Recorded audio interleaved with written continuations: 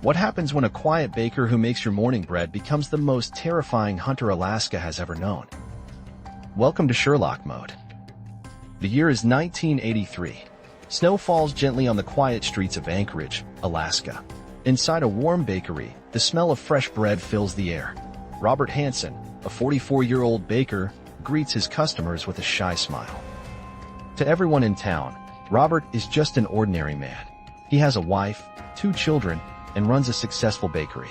His neighbors see him as quiet and helpful. But behind his gentle appearance lies a darkness that no one could imagine. For over 10 years, women have been disappearing from the streets of Anchorage. Young women, mostly those working as dancers and prostitutes, vanish without a trace. Their families wait for phone calls that never come. But Robert Hansen has a secret hobby that goes far beyond baking. He is an expert hunter and pilot. On weekends, he flies his small plane into the vast Alaska wilderness, carrying a hunting rifle and sharp knives. What the people of Anchorage don't know is that Robert isn't just hunting animals. He is hunting human beings, and he has turned the frozen wilderness into his personal killing ground. Let's go back to where it all began. Robert Hansen was born in 1939 in Iowa. As a child, he suffered from terrible acne that left his face scarred. He stuttered when he spoke, making it hard for him to talk to people. His father was a strict baker who owned a local shop. Robert worked there every day after school, learning to make bread and pastries. But his father was hard on him, always critical, never satisfied with Robert's work. Robert felt rejected by everyone around him. Girls at school laughed at his appearance. Other kids avoided him. The only place he felt powerful was in the woods, hunting with his rifle and bow. When he was 21, Robert's anger exploded. He burned down his old school's bus garage as revenge for all the years of being bullied and ignored. This earned him his first trip to prison.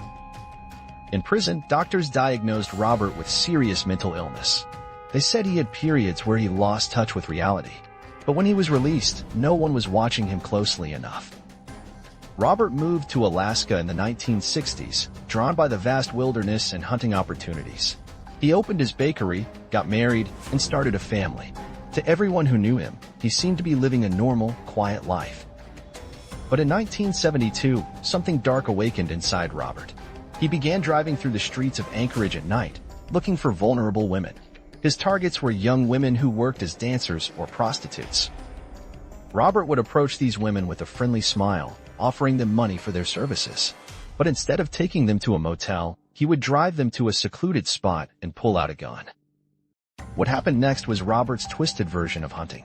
He would force his victims into his plane and fly them deep into the Alaska wilderness, where no one could hear their screams.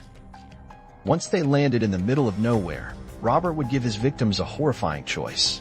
He would release them into the forest and give them a head start. Then he would hunt them down like wild animals. Using his hunting rifle and sharp knives, Robert would track his victims through the wilderness. For him, this was the ultimate thrill. He felt powerful and in control for the first time in his life. After killing his victims, Robert would bury their bodies in shallow graves scattered across thousands of acres of wilderness. Then he would fly home and return to his bakery as if nothing had happened. Back in Anchorage, Robert kept detailed maps marking exactly where he had buried each victim. He treated these maps like hunting trophies, carefully storing them in his home. For over 10 years, Robert continued this deadly pattern. He would work in his bakery during the day, serving customers and acting like a normal family man. But at night, he became a predator. The police were completely baffled. Young women kept disappearing, but there were no witnesses, no evidence, and no bodies found. The cases went cold, and families were left without answers. Robert became more confident with each killing. He believed he was too smart to ever get caught.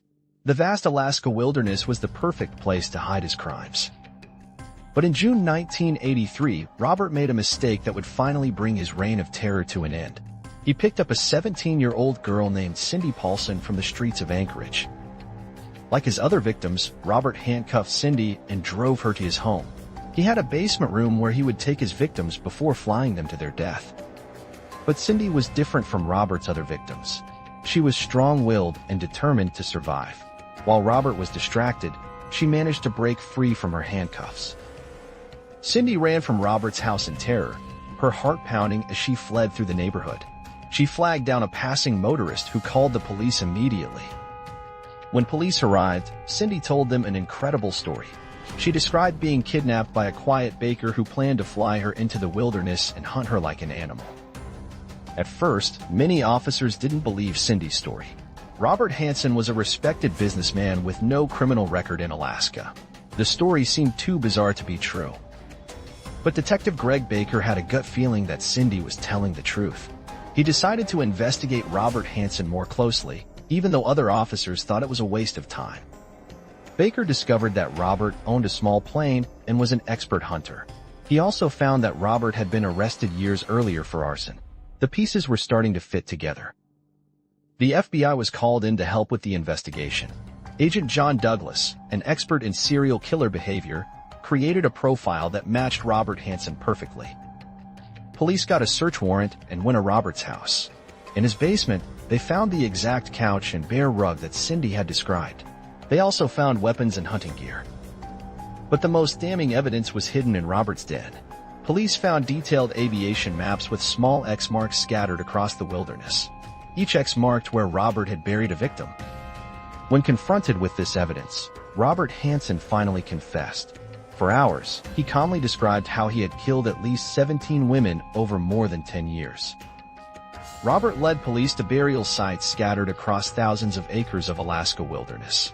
Using helicopters, investigators began the grim task of recovering bodies from shallow graves. One by one, the bodies of Robert's victims were found exactly where his maps indicated. Each discovery brought closure to a family that had been waiting years for answers. The victims had names and stories: Roxanne Eastland, Joanna Messina, Sherry Morrow, Paula Golding. Each was someone's daughter, sister, or mother. Robert had stolen their lives without mercy. Some victims were never found. Two became known as Eklutna Annie and Horseshoe Harriet, names given based on where their bodies were discovered. Their real identities remained a mystery for decades. In 2021, nearly 40 years later, advanced DNA testing finally identified Horseshoe Harriet as Robin Pelkey, a 19-year-old woman from Colorado who had been living in Anchorage.